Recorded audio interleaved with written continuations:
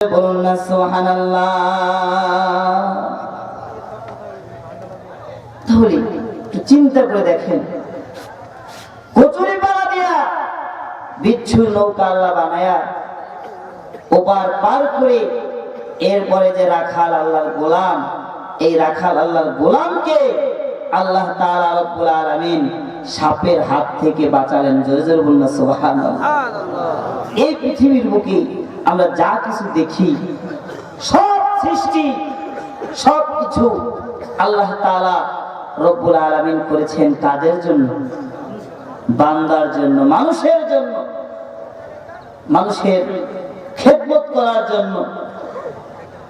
গরুর বাচ্চাটা যখন দুধ খেতে যায় মুখ থেকে সরিয়ে এরপরে মানুষ খায়, কথা বলেন ঠিক কিনা?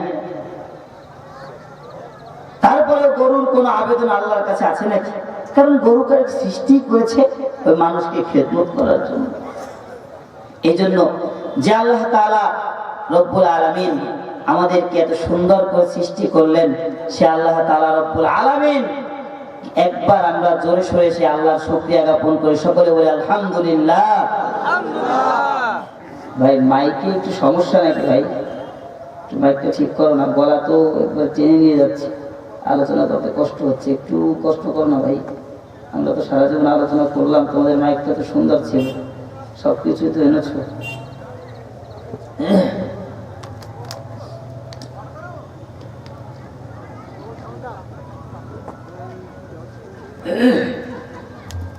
প্যারা হাজিরিন, এখানে আসার পরে কয়েকজন ভাই এসেছিলেন, তারা পিতামাতার প্রতি আলোচনা শুনতে চেয়েছেন। আবার আমার অন্য একটা তাফসীর করার চিন্তা ভাবনা ছিল। আপনারা কি পিতামাতার আলোচনা শুনতে রাজি আছেন? আছেন আপনারা? তাহলে পিতামাতার আলোচনাই করি। হুজুর কি বলেন? অনেকে আবেদন রেখেছে। আমার ভাইরা, আমার বাবাজিরা, সন্তানের প্রতি পিতা মাতার যেমনি হক রয়েছে, পিতা মাতার প্রতিও সন্তানের হক আছে না নাই? সন্তানের প্রতিও পিতা মাতার যেমনি হক রয়েছে, পিতা মাতার প্রতিও সন্তানের হক আছে না নাই? ইসলাম কখনো এক পক্ষের কথা বলে না, ইসলাম দ্বিপক্ষিক কথা বলে, সকলের কথা বলে। সন্তানের প্রতি পিতা মাতার প্রথম নম্বর হক হলো সন্তান ছেলে হক, সন্তান মেয়ে হক, শুকরিয়া জ্ঞাপন করতে হবে কার? আসতে বলবেন না কার? আল্লাহ তাআলা রব্বুল আলামিন কোরআনে কারীমের ভিতরে বললেন, ইয়াহাবুনি মাইয়াশাউ ইনাথাও ওয়া ইয়াহাবু লিমান ইয়াশাউ যুকুর আও ইউযাওwijuhum যুকরানা ওয়া ইনাথা ওয়া ইয়াজআলু মান ইয়াশাউ আকিমা ইন্নাহু আলিমুন কদির। সন্তান ছেলে সন্তান দেওয়ার মালিক আমি আল্লাহ, মেয়ে সন্তান দেওয়ার মালিক আল্লাহ। আমি আল্লাহ তাআলা যাকে চাই তাকে ছেলে দান করি, যাকে চাই তাকে মেয়ে দান করি, আর যাকে চাই আমি আল্লাহ তাআলা ছেলেও দেই মেয়েও দেই। আর আল্লাহ তাআলা বলেন, আমি আল্লাহ যাকে চাই না তাকে ছেলেও দেই না মেয়েও দেই না, বন্দা করে রেখে দেই। সবকিছু দেওয়ার মালিক কে? কিন্তু এক শ্রেণী মানুষ আছে, তাদের যখন সন্তান না হয় তারা চলে যায় পীর বাবার কাছে। কার কাছে? পীর বাবার কাছে। দয়াল বাবা, ভণ্ড বাবা, ন্যাংটা বাবা, এই সমস্ত বাবাদের কাছে যায়, কয় বাবা আমাকে একটা সন্তান দাও। কি রুচি! ন্যাংটা বাবা তার কাছে যেয়ে চায়, বলে এ লোক ন্যাংটা হলে কি হয়েছে, এর ভিতরে মাল আছে। কি আছে? মাল আছে। আর ওর ভিতরে যা আছে তা তো বের করে বসেই আছে। ঠিক কি হবে? ও তো বার করে বসেই আছে, তার ভিতরে আবার কি থাকতে পারে? কতটা রুচির দুর্ভিক্ষ হলে যে সমস্ত মানুষ আল্লাহর ফরজ হুকুম বাদ দিয়ে বসে আছে তাদেরকেও পিশাব মনে করে। এরকম কিছু আল্লাহর বান্দা আছে না? নেই? আছে। আমার ভাইয়েরা, আমার বাবাজিরা, এই পৃথিবীর মানুষগুলো বড়ই অদ্ভুত। তাদের যখন ছেলে সন্তান হয় সারা পাড়া ভরে মিষ্টি খাওয়ায়, আর যখন কন্যা সন্তান হয়ে যায়, সারা সন্তান কন্যা সন্তান যখন হয়ে যায়, সারা মহল্লা মিষ্টি খাওয়াবে তো দূরে থাক, তাদের চেহারাগুলো কালো হয়ে যায়। তাদের মিষ্টি খাওয়ানো তো দূরে থাক, তাদের এই যে লজ্জা, এই লজ্জার কারণে এই সংবাদটা পর্যন্ত তারা মহল্লায় দেয় না। জোরে জোরে বলুন কথা ঠিক কিনা? এগুলো হলো জাহেলি যুগের মানুষের আচরণ। কাদের আচরণ? জাহেলি যুগের মানুষের আচরণ। আল্লাহ তাআলা নিজেই বর্ণনা করেছেন, وَإِذَا بُشِّرَ أَحَدُهُمْ بِالْأُنثَى ظَلَّ وَجْهُهُ مُسْوَدًّا وَهُوَ كَظِيمٌ يَتَوَارَى مِنَ الْقَوْمِ مِنْ سُوءِ مَا بُشِّرَ بِهِ أَيُمْسِكُهُ عَلَى هُونٍ أَمْ يَدُسُّهُ فِي التُّرَابِ أَلَا سَاءَ مَا يَحْكُمُونَ। জাহেল যুগে মানুষদেরকে যখন কন্যা সন্তানের সুসংবাদ দেওয়া হতো, তাদের চেহারা কালো হয়ে যেত।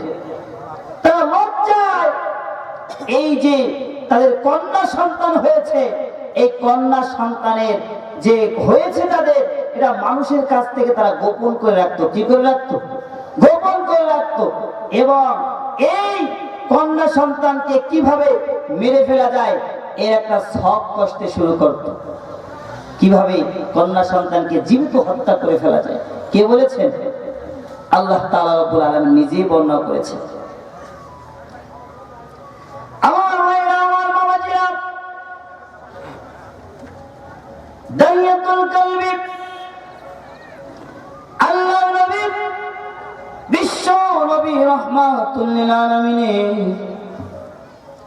একজন বিশিষ্ট সাহাবী, আল্লাহর হাবিব সাল্লাল্লাহু আলাইহি ওয়াসাল্লামকে বলতেছি, ইয়া রাসূলুল্লাহ, ইয়া হাবিবাল্লাহ, শুনেছি ইসলাম ধর্ম গ্রহণ করলে মানুষের সব গুনাহগুলোকে মাফ করে দেওয়া হয়। ইয়া রাসূলুল্লাহ, ইয়া হাবিবাল্লাহ, আমার গুনাহটাকে আল্লাহ মাফ করবে নাকি? বারবার বারবার বারবার আল্লাহর হাবিব সাল্লাল্লাহু আলাইহি ওয়াসাল্লামকে কথা বলার পর আল্লাহর হাবিব সাল্লাল্লাহু আলাইহি ওয়াসাল্লাম বললেন, দাইয়ারে,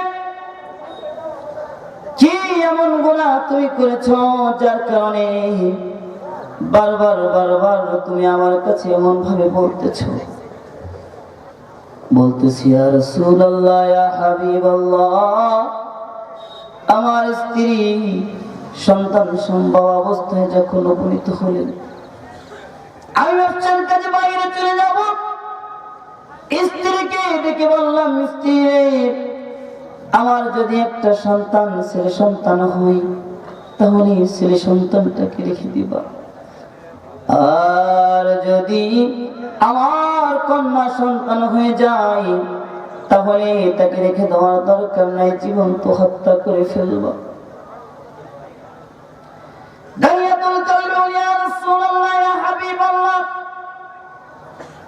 আমি আমার স্ত্রীর এ কথা বলে যখন চলে যাচ্ছিলাম, চলে গেলাম ব্যবসার কাজে, যখন চলে গেলাম, আমার স্ত্রী যখন সন্তান হলো, কন্যা সন্তান, মা তো মাই হয়, এই পৃথিবীর কোন মা